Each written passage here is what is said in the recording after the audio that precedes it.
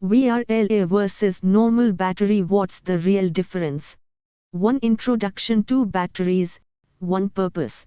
All batteries store and release energy, but how they do it can differ greatly.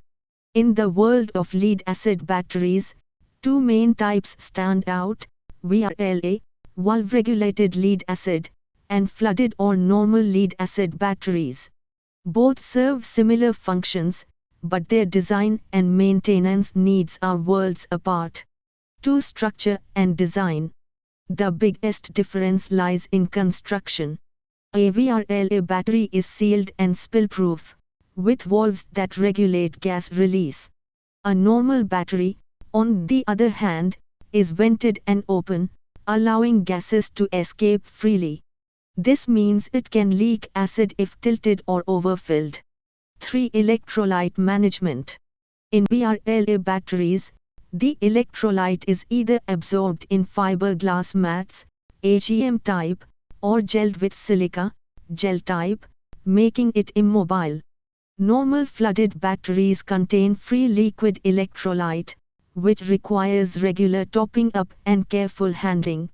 4. Maintenance requirements. One of the biggest advantages of VRLA batteries is that they are maintenance-free.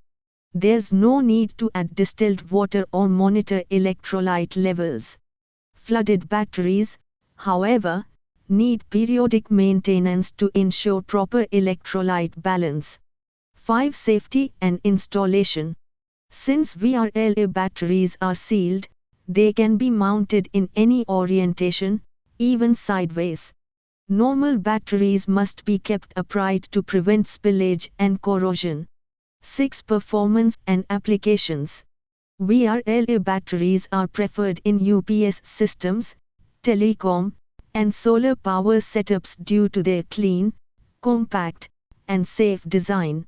Normal lead-acid batteries are more common in automotive and inverter applications where cost and easy availability matter.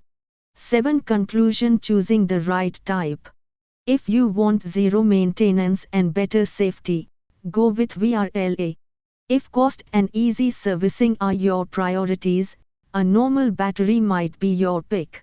Each has its place, it's all about what you value most.